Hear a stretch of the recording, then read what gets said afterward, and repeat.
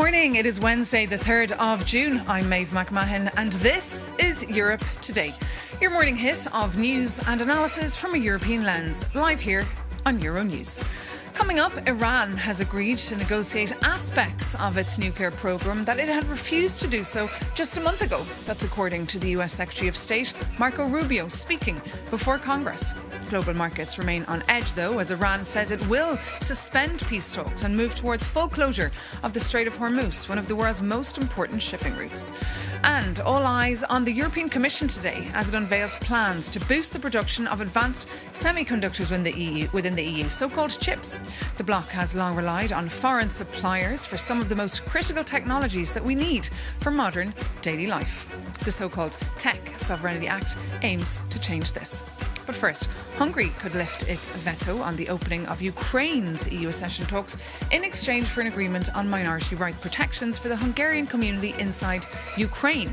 Such a move would mark a significant step forward in relations between the two neighbours, and it comes as Ukraine continues to face intense Russian drone attacks, with strikes this week killing over 17 people and injuring over 100. For more on this story, our correspondent Shandra Ziros joins us now in the studio. Good morning, Shandra. Just tell us what's the latest on this movement towards a deal. Good morning. Yes, indeed. Peter Major was yesterday in Berlin. He met Friedrich Merz, the German Chancellor, and the topic of Ukraine's accession was very high on the agenda, and Magyar said that he's very optimistic. Now, let's remember that the previous Prime Minister, Viktor Orbán, blocked Ukraine's accession for months and for years because he thought that this is a danger for Europe. And now Magyar is trying to get rid of all of the controversial issues that he inherited from Orbán. One of them is Ukraine's accession.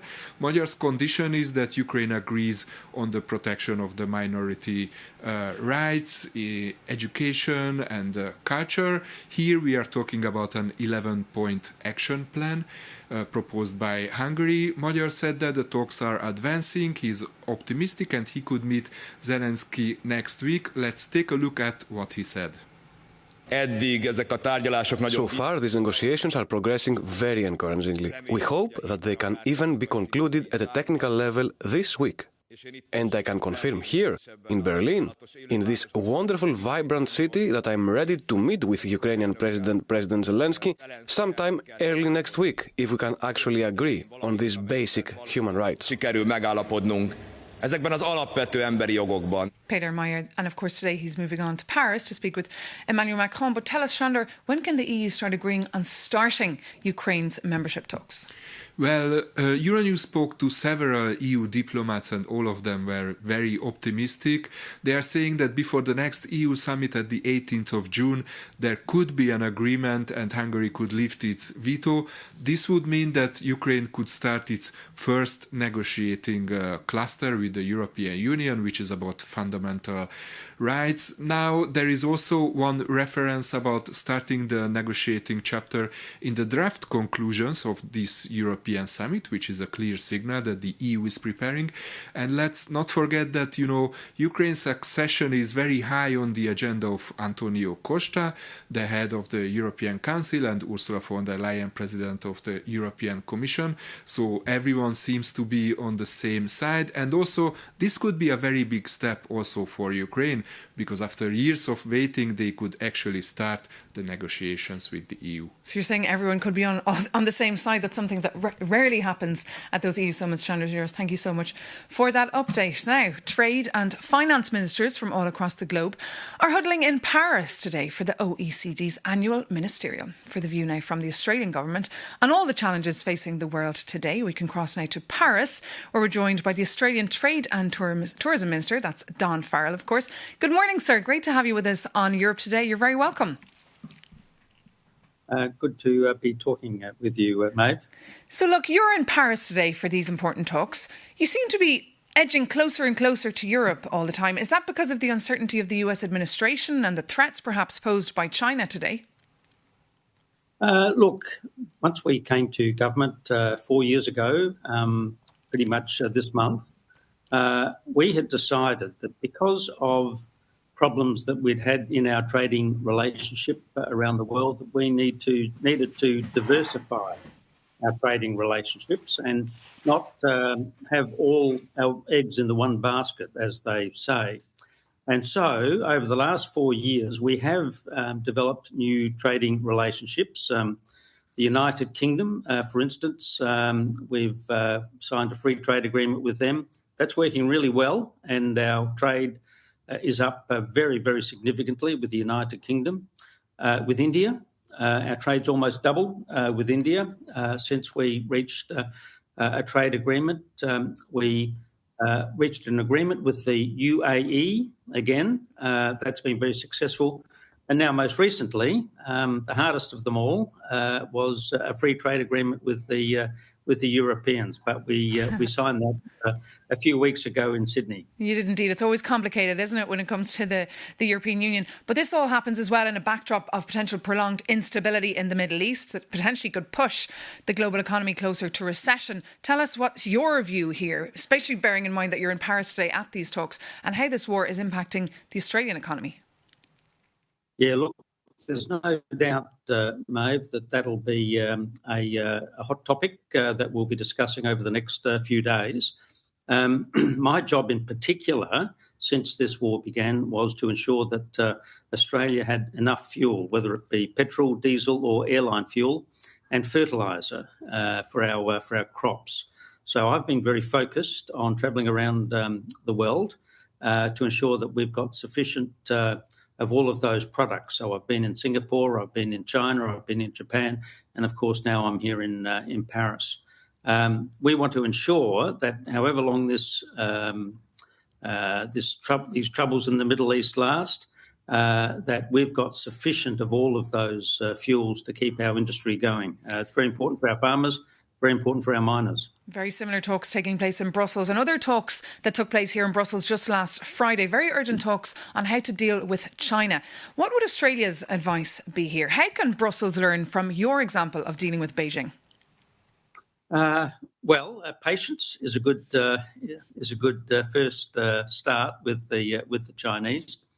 When I became the Trade Minister 4 years ago, we had $20 billion worth of trade impediments with China. Now, you've got to put that in perspective. China is our largest trading partner, and at the time, trade was worth about $330 billion, two-way trade between Australia and China. But we set about to stabilise our relationship. We'd had a very rocky relationship, the previous government, and to win back all of that trade. And it took us 3 years. We didn't get it fixed overnight, but by the end of our last term in government, we had resolved all of those trade impediments. And for most of the products that had been subject to those impediments, we were now actually selling more than before the impediments were imposed. OK, so I'll pass that message on to EU leaders. They need some patience. Just finally, do you consider China your biggest military threat? And are you also focused on tech sovereignty like the European Union is doing today by presenting a master plan? Well, we'd like to see peace in our region, Maeve. And when you look around the world, there's plenty of trouble spots around the world, whether it be the Middle East or in Europe. One of the things that we've been very focused on is, as a middle power in the region, is ensuring that we project our policies of a peaceful region. That's been very good for Australia in recent months, particularly with the troubles around the rest of the world. We've been able to continue pretty much uninterrupted our trade relationships, and that's the way we'd like to keep it. OK, Minister Don Farrell, thank you so much for joining us this morning live here on Euronews on Europe Today. Now, thanks, moving on. In the meantime, the European Union is preparing its 21st package of sanctions against Russia. But its chief engineer, David O'Sullivan, has already touted he does not expect the bloc to go harder on Russian oil due to the ongoing war in the Middle East, driving up crude. China, on the other hand, is always in his line of sight. For more, we're joined by our defence correspondent, Anja Skujins, who actually sat down with the EU's sanction envoy to discuss the package in detail. Good morning. Tell us, what should we look out for in this next bundle of measures? Good morning, Maeve. So officially, unfortunately, everything is under wraps for now. But what I can say is that EU heads of state want the bloc to put the pedal to the metal and get ready with this 21st sanctions package because it's needed now. This was underscored by a drone incursion in Romania last week, demonstrating Russia's continued invasion of Ukraine, as well as the impact and the spillover effects this is occurring across the bloc. Now, all eyes will also be on the new Hungarian Prime Minister, Peter Magyar, who takes a less friendly stance towards the Kremlin compared to his predecessor, Viktor Orban. Many are hoping to see that this sanctions package will have more bite to it. A major point of contention will be whether the EU moves forward with its maritime service ban on those Russian oil tankers. This previously flopped due to a veto by Malta and Greece. Also, we'll be looking out for whether the EU continues to go harder on Chinese companies helping Russia circumvent EU sanctions. As you rightly pointed out, I sat down with the EU's sanction envoy, David O'Sullivan, to talk to him about this suite of measures. And I started by asking him first about how that crackdown was faring, particularly as some of these Chinese companies produce the components found in Russian drones. We recently listed some in a previous package, some Chinese banks who then agreed to discontinue funding Russian activities. So we have been active in taking action against Chinese companies, but I won't hide from you that China remains a very big problem for the circumvention of our sanctions. How big? Well, it's one of the biggest sources of circumvention, both in terms of what we call backfilling. This means simply selling Chinese versions of goods which we previously sold as Europeans, so things like household goods and so forth, which is of course perfectly legitimate, but also unfortunately as a platform for the re-export from China of Western branded goods and EU branded goods. So this is still a problem. We raise it regularly at the highest level with the Chinese authorities, but you know their answer, which is to say that they don't feel they're doing anything wrong, so we still have to take unilateral action against Chinese companies and financial institutions. But they've also retaliated following the 20th package of sanctions. China responded by banning at least 7 European defence companies from receiving certain dual-use products. Should we expect more reprisals from Beijing? Yeah, I think the Chinese play hardball, as the Americans say, and I think we have to face up to that if we want to take action, they will also take equal action. But I think it is very important nonetheless that we continue to be able to send a strong message that we are vigilant about efforts to circumvent our sanctions and that where we see the evidence, we will take action. On the 20th package of sanctions, there was also the proposal from the Commission for the full ban on maritime services for Russian tankers as part of the country's shadow fleet. The understanding was that there should be approval first at the G7. Now, those leaders will meet later this month in Evian. Do you expect a breakthrough? I think events in the Gulf have clearly changed the calculus about anything to do with energy. For the moment, what all Western economies are struggling with is access to energy at reasonable prices. The price has gone up, and there is scarcity of supply, also in the area, for example, of refined products, so diesel, jet fuel, and so forth. So I think at this point there is no appetite to take additional measures which might aggravate that situation. But I think the fundamental point, Angie, is that, our sanctions on the energy side are having a huge impact on Russia. Russia's revenue has gone down. The public finances are in great difficulty. They're in deficit.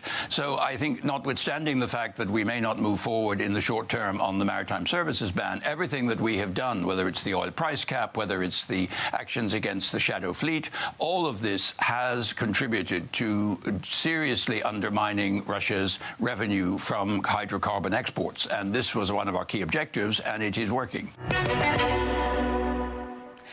Our Angela Scugins there with David O'Sullivan. But moving on now to the Middle East. In signs that peace talks have made very little political progress, the US and Iran have launched fresh strikes.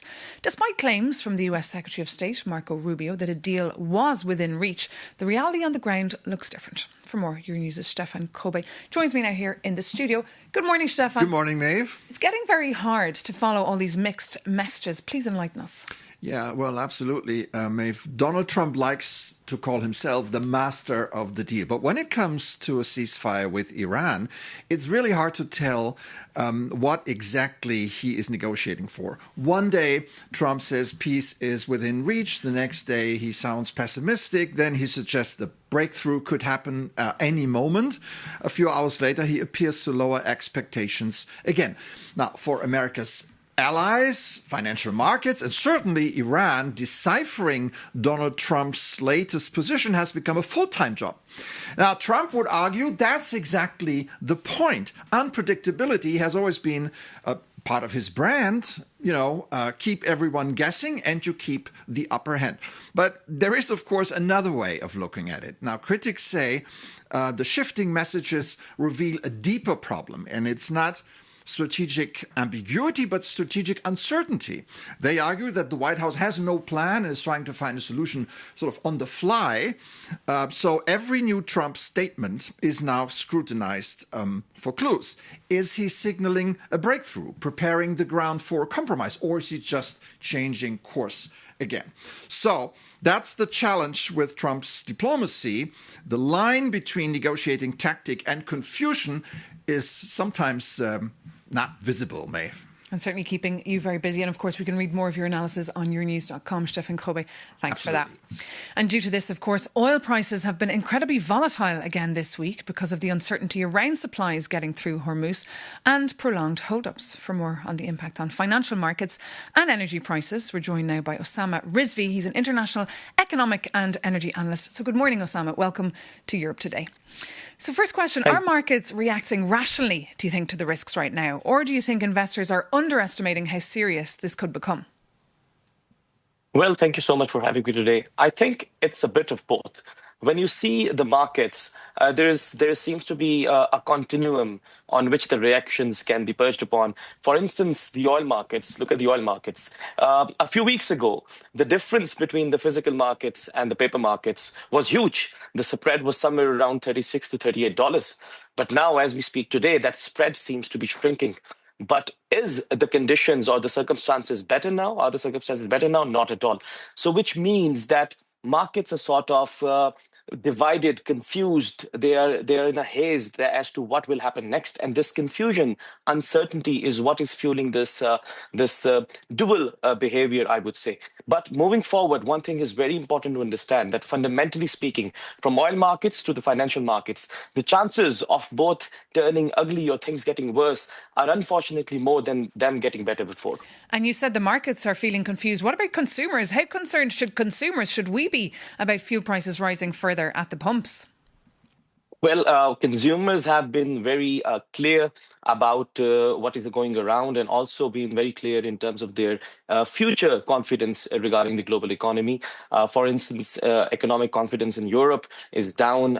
When you look at the US, it's at the US Michigan Consumer Sentiment Index is down to multi-years low. You look at the input cost, especially in Europe, it has increased to a 4-year high. Similarly, you look at across the consumer centers, I think it's showing confusion. It's all very gloomy, isn't it, Osama Rizvi? But thank you so much for joining us this morning and bringing us all your analysis. And now, as you heard earlier, EU leaders are still scratching their heads about how to prepare for increasing drone incidents along the EU borders. For more on what's at stake, here's our Jakub Janis. If you think this is how war sounds, your reporter has bad news for you. Things have changed, and you should be more wary of this sound. After last week's Russian drone crash into Romanian apartment block, Moscow offered no apologies. Instead, Russia's Deputy Security Council chairman, Dmitry Medvedev, issued a chilling threat. He warned that because European governments supply weapons to Kyiv, the citizens of EU states will not be able to sleep peacefully. So how can Europeans defend themselves from drones? The EU has an action plan on drone security, but a leaked document from last week reveals how member states actually plan to put it into practice, focusing on 3 key areas. Number 1 is stricter identification. the bloc wants tighter registration rules so authorities can instantly tell a harmless civilian drone from a hostile threat. And second is smarter detection. Member states want to use advanced sensors and artificial intelligence to spot incoming drones near critical infrastructure. And lastly, we have intelligence sharing. Brussels wants to act as a central hub for coordinating data across the continent. But here we have a little problem. National governments insist this sharing must remain strictly voluntary to protect classified information and avoid duplicating NATO's efforts. So let's go back to our drone case in Romania. The Ministry of Defense acknowledged it could not shoot down the drone due to its proximity to people's homes, and authorities had just 4 minutes to act. And as long as the drone security remains primary and national competence, European governments will operate in silos, and citizens will see the consequences. The Baltic region was rattled by at least 6 suspected incursions in May alone, with one incident even forcing Lithuanian president to take shelter underground. So yes, the EU is trying to work together on securing its skies, but with threats from Russia, it must build a truly unified defense before it's too late. And that brings this edition of Europe Today to an end. Thank you so much for your company. As always, you can always reach out at europetoday@euronews.com. But in the meantime, stay tuned to us here at Euronews and see you soon.